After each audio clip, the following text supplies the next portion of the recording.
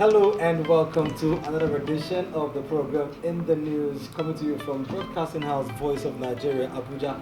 My name is Jude Kankara and I am your host.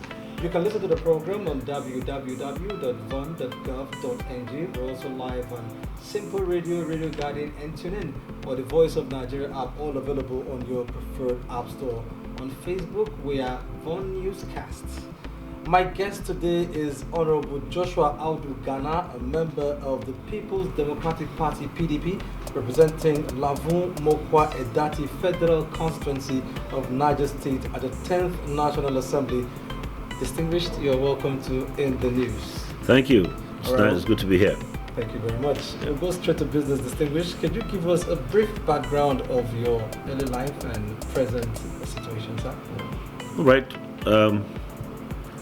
By the grace of God, born to a lecturer's family in Samaru, Zaria, Audu Gana University.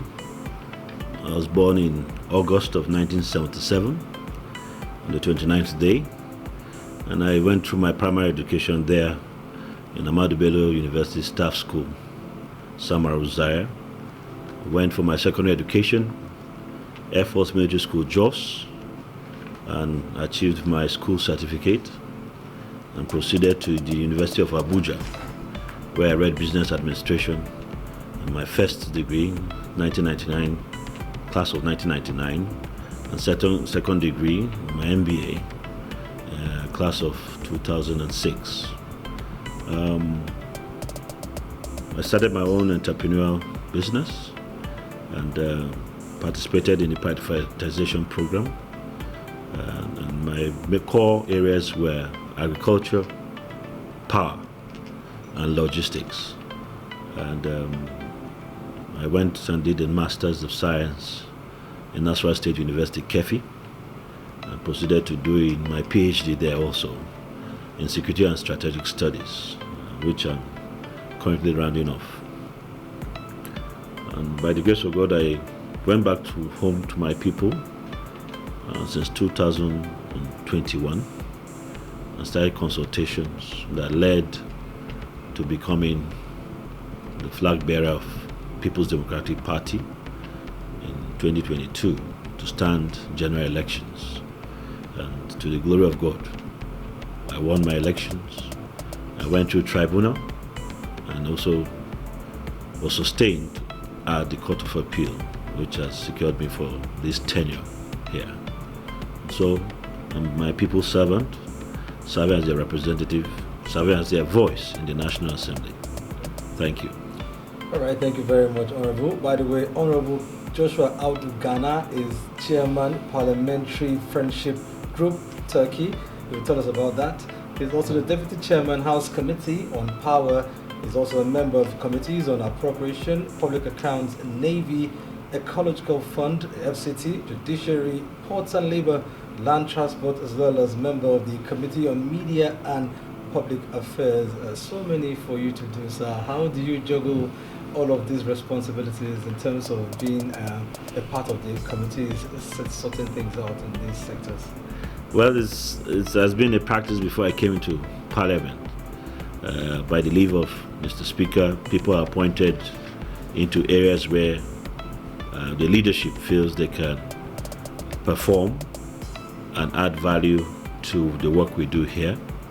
And so by the leave of the Speaker, in relationships with other parliamentary groups in other countries, we have an International Parliamentary Association, we have the African Parliamentary Association and all that. And so people are charged with managing those relationships. And so I'm charged with that for Turkey and Nigeria Parliamentary Friendship Group. But my statutory assignment is Deputy Chairman, House Committee on Power, and that's because, like I said earlier in my introduction, my core areas were agriculture, power, and logistics. And so, given that background, he felt I should deputize and assist my chairman in looking at the issues that happen within the power sector.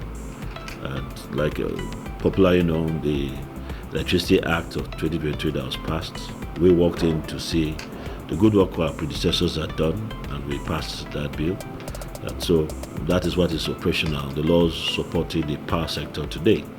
And that has led to creation of different regulatory bodies in the states, in the subnationals, and also for different levels of investment, and not now only centrally as it was before under NERC. But NERC is now licensing different states to operate their own power markets, and which is encouraging more investment, more competition, and more ideas with the different technological solutions that are coming out today to provide solutions for Nigerians, which is our core assignment. States in the country are agitating for law that will make them generate power to take care of their state's government. Do you think power generation should be deregulated to allow states to generate power and own it? What's your view on that, sir? Yes, I'll say yes at this point, because until you have tried and tested something, you cannot determine whether it's proven or not proven.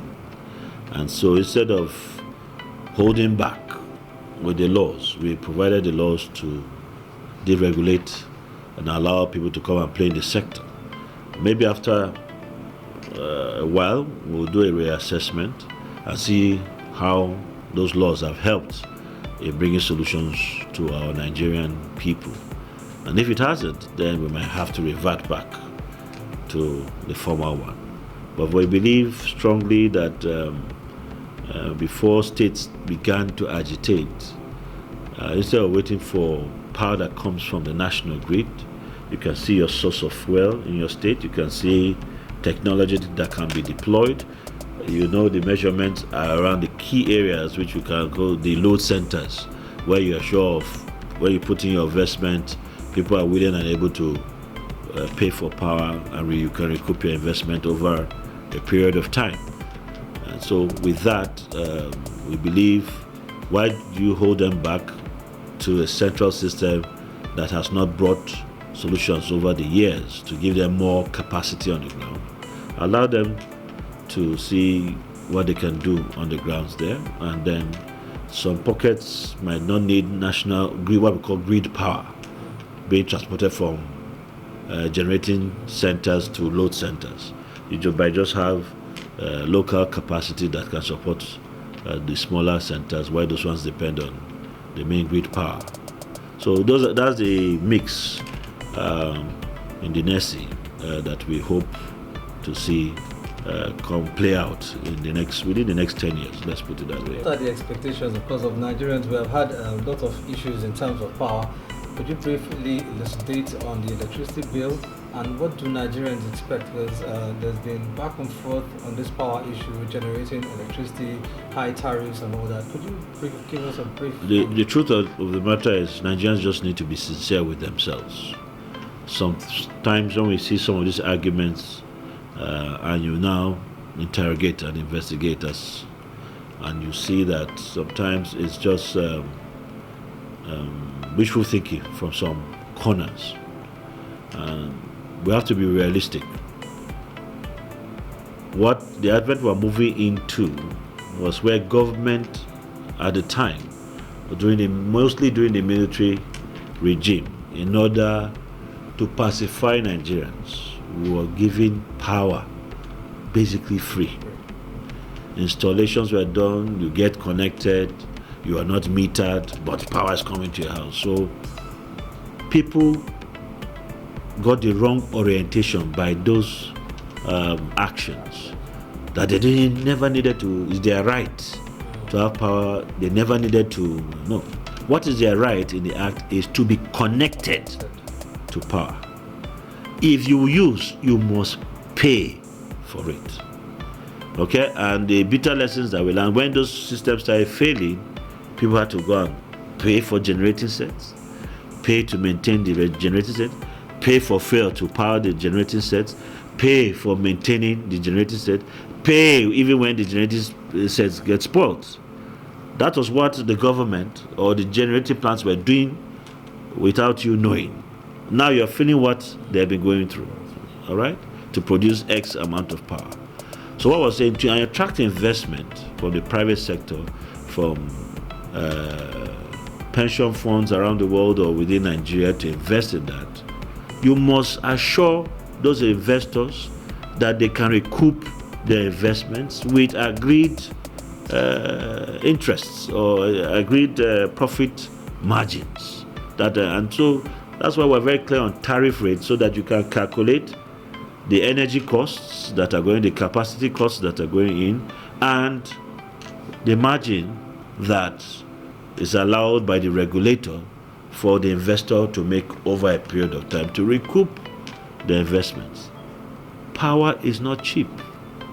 1 megawatt of power in the market now, using maybe gas turbine technology, is $1.7 million or more, or 1.8 million, depending on the inflationary rate, but it's in between that. So it's not just the 1 megawatt plant. How do you intend to get back your $1.8 million back, and with an agreed margin? And maybe the margin just covers maybe $200,000 on top. So just to get back $2 million, not immediately, over a space of time.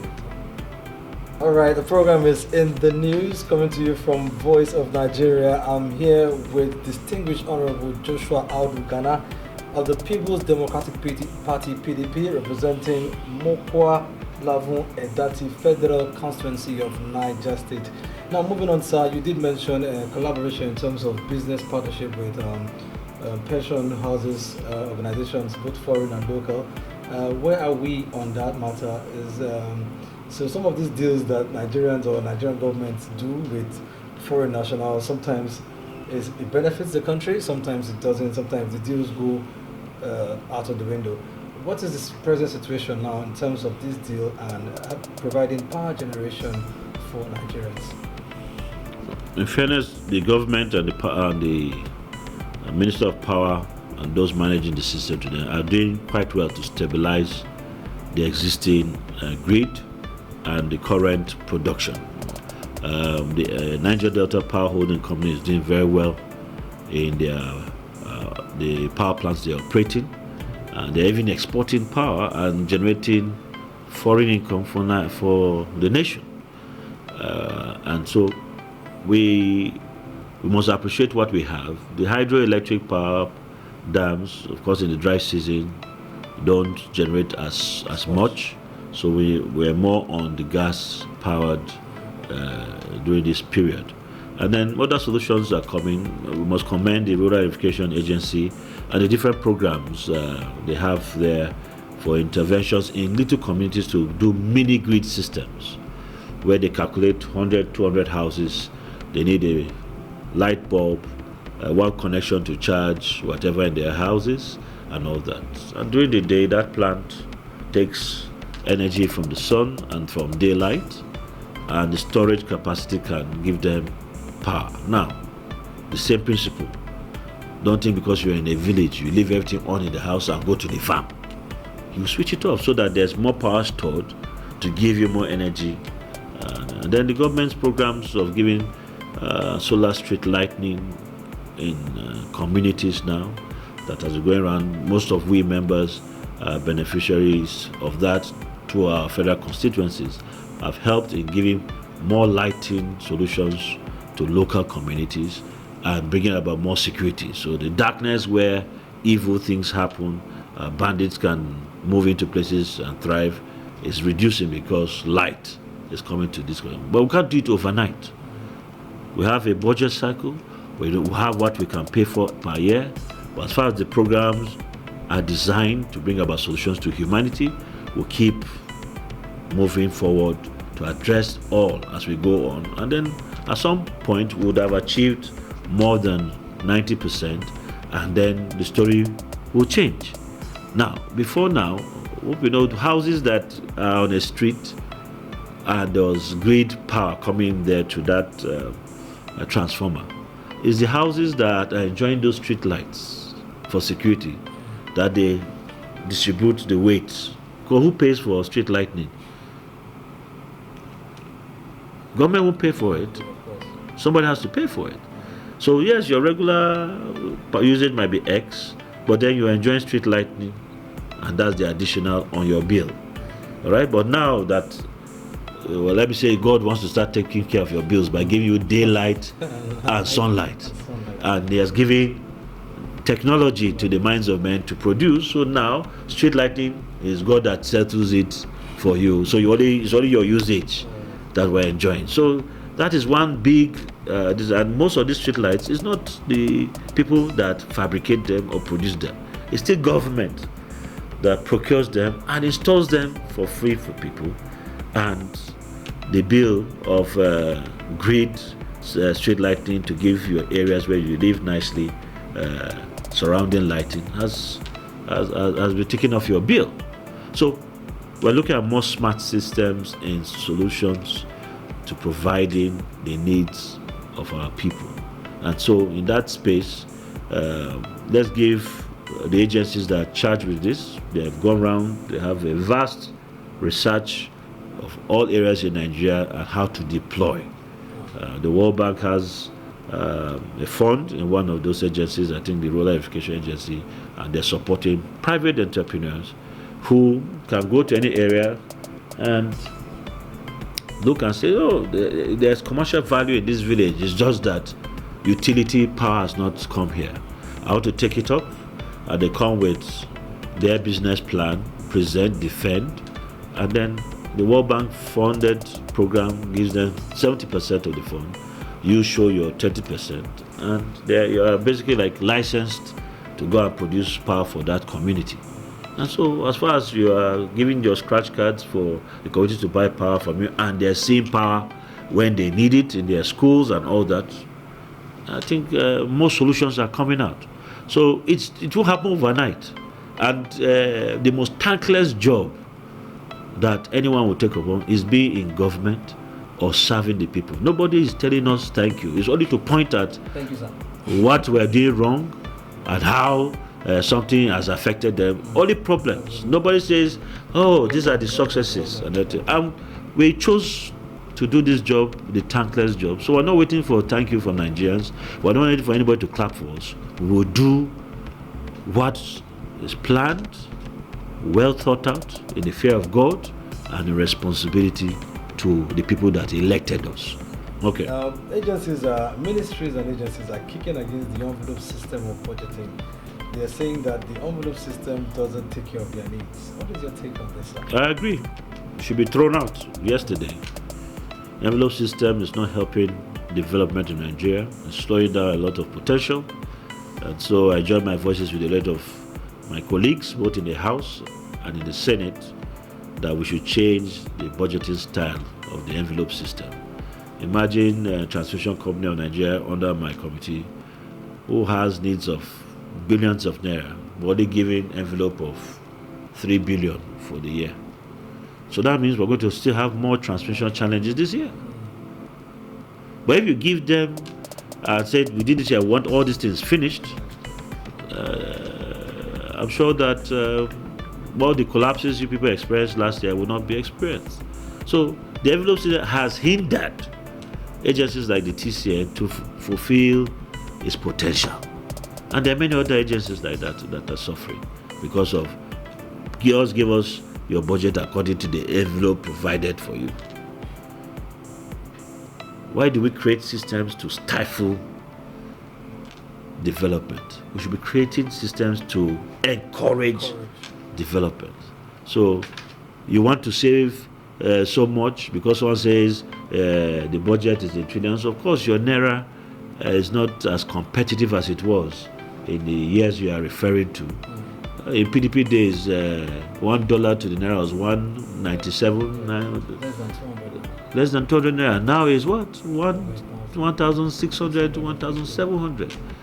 So of course, the numbers you are hearing in those days, you can't be you can't work with them now. So why are you fighting that you are trying to manage costs so much, and being cost effective, you are being foolish? There's no development. The development is for who? It's not for the earth and for the animals. It's for we, the human beings. So if we took that decision, we should be able to tell ourselves the truth, to take the decision that change the envelope system back to another budgeting system that works. What is your assessment of Nigerian roads? Money spent, is it commensurate with what you're seeing in ground, sir? All right.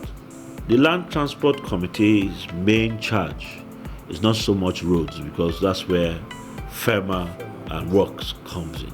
Ours is rail transport, all right, and any other form of land transportation that, aside from the road. So I tried to save the over dependence on the roads, and so we're looking at models that will best facilitate that. So the land transport has the Nigerian Rail Corporation, National Rail Corporation, as one of the main agencies we oversight. We have the School of Transport Technology in Zaria and one or two other institutions. We have the university in the former president's home in Daura, the Transportation University, which is a specialized university, so that we can start developing other models. We have light rail transportation, heavy duty rail transportation. So those are the land transport systems that we're encouraging. And so if you look at the current national rail program, there's the rail going all the way from Delta that will be built all the way to Kano.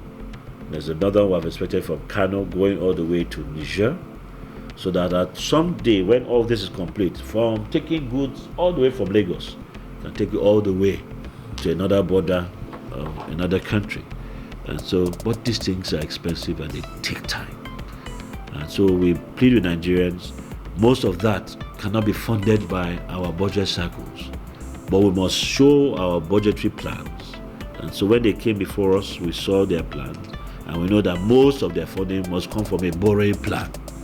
And so the National Borrowing Plan, managed by the Debt Management Office and under Ministry of Finance and the rest, will do the best in managing and making sure the right loans are approved in a responsible way for those contracted to build the systems to be able to build, and then as Nigerians start enjoying the service, over time government services the loans to pay back for enjoying that technology. So like dry ports in different locations on dry land, how goods and services are moved around Nigeria, both on light rail and heavy duty rail, is what we in the Land Transport Committee are charged to provide the laws, oversight, and ensure implementation. All right, thank you, sir. Now to the Navy very quickly, sir. What the issue of oil bunkering, of course, in the Niger Delta? Yes, of course, there's significant progress, I must say. What is the committee doing more to achieve that, sir? Everything the Navy mentions to us that will help them in playing their role. Usually they're playing two roles, the defensive role and the policing role. All right, and we're in support of what the Navy is doing in defending the waters of Nigeria and also policing the waters of Nigeria. People are talking of oil theft alone. What of pirates that hold up shipments that are coming to the country and all those things? So you see, like I said earlier, we're in a job that's a thankless job. No matter what these gentlemen do, giving their lives for this country, how many of us are saying thank you for the work you're doing? We're only complaining when we hear one bad thing has happened here. The Navy should have been there. Come on.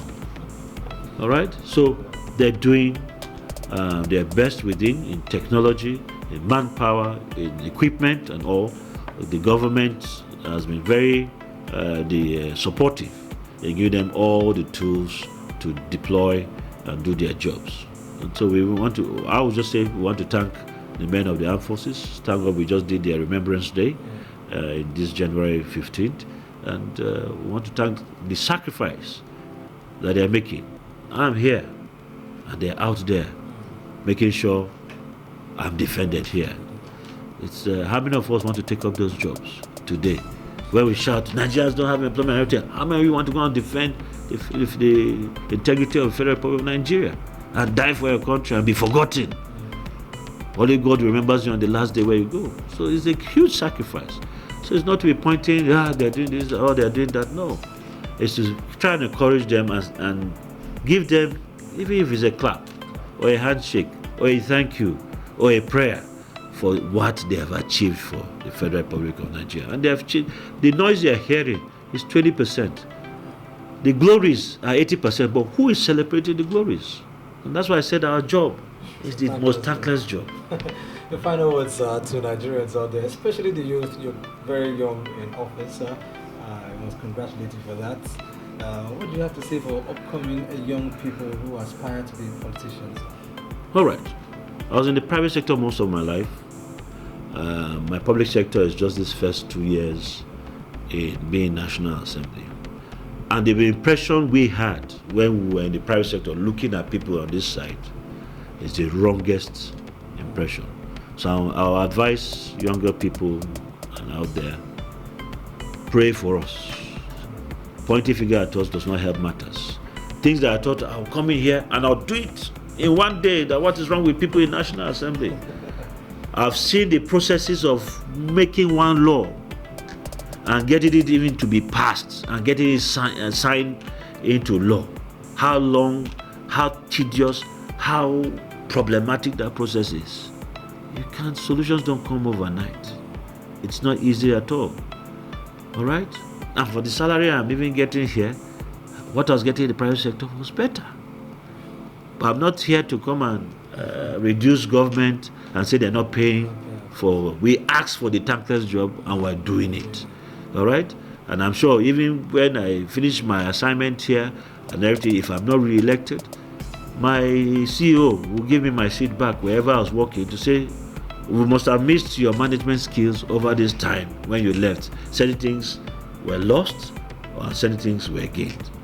So what value are you adding? Complaining is not an added value. Thinking and providing solutions is added value. How many of you are submitting memos to your members, to your councillors, to say, think on this and I'm ready to come and help you to defend this paper and get it into law so that this neglected site in Nigeria can be harnessed and all that. Let me encourage any of them in year 2025, be patient with us, be prayerful with us, be peaceful in your approach to all things, and then Nigeria will be prosperous. So I call them the 4 P's of this year: patience, prayer, peace, prosperity.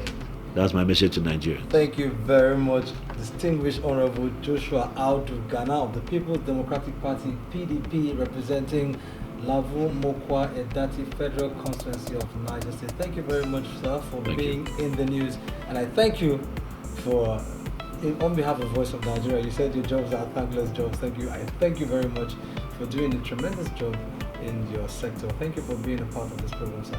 Thank you very much. You can listen to Voice of Nigeria on www.von.gov.ng. We're also live on Simple Radio, Radio Garden, and TuneIn. Or the Voice of Nigeria app, all available on your preferred app store. You can also join in the conversation on X, formerly known as Twitter. The handle is at Voice of Nigeria. My name is Jude Kankara. See you next time.